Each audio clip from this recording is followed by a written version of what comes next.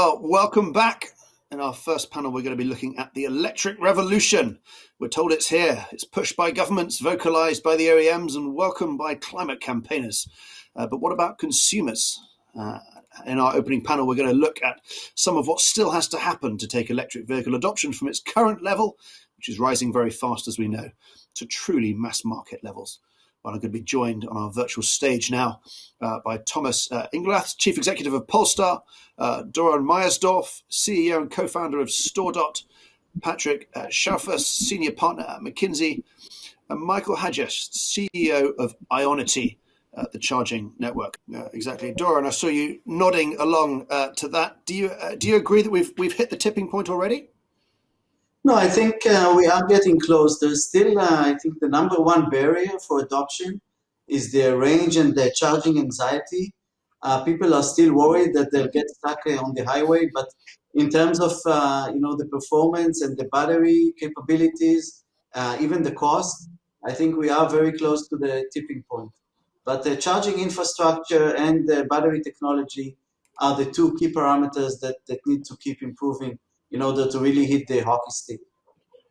But tell us a little bit about the current state of battery technology and what StoreDot does as well in that.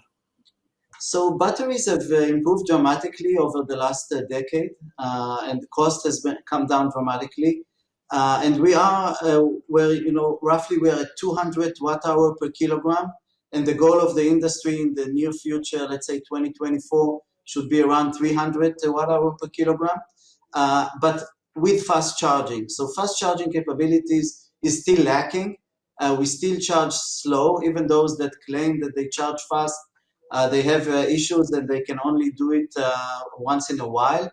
And there is also a safety concern, like we've seen in the world of smartphones, for example, that if you're trying to charge too fast a graphite-based battery, it's a safety concern. So what StoreDot does is, at least in the mid and near term, is replacing the graphite in the anode of the battery with silicon.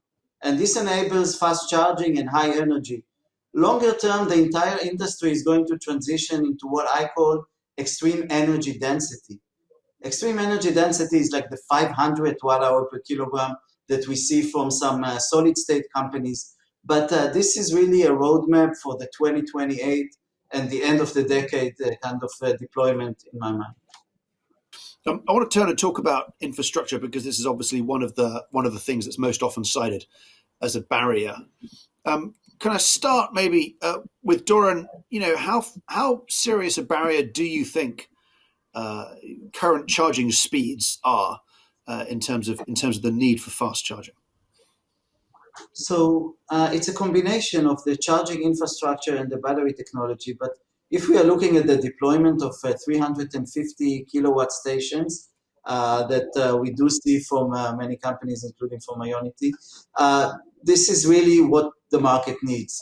Because the whole model of charging should be exactly like fueling, would need very powerful stations, and even stronger than that as we get bigger packs of the vehicle. So the range anxiety can be solved with extreme fast charging capabilities. And today, we do not see enough. There needs to be more support from the government, more support from private companies and the private equity community, because at the end of the day, it's a chicken and the egg thing. Even though we have all the regulations that are pushing for zero emissions, this is huge investment. And we can look at the model of China, where the government actually took a very strategic, like national security kind of steps in order to make sure that the infrastructure is there, as well as the capacity for producing batteries, which is also lacking in the West big time. We would need, like Elon said in the past, 100 gigafactories to produce these batteries. So it goes hand in hand, the requirement for the infrastructure and a new battery technology. You cannot charge fast with the existing traditional batteries, and they would need to evolve together with the infrastructure as we go through mass adoption of electric vehicles.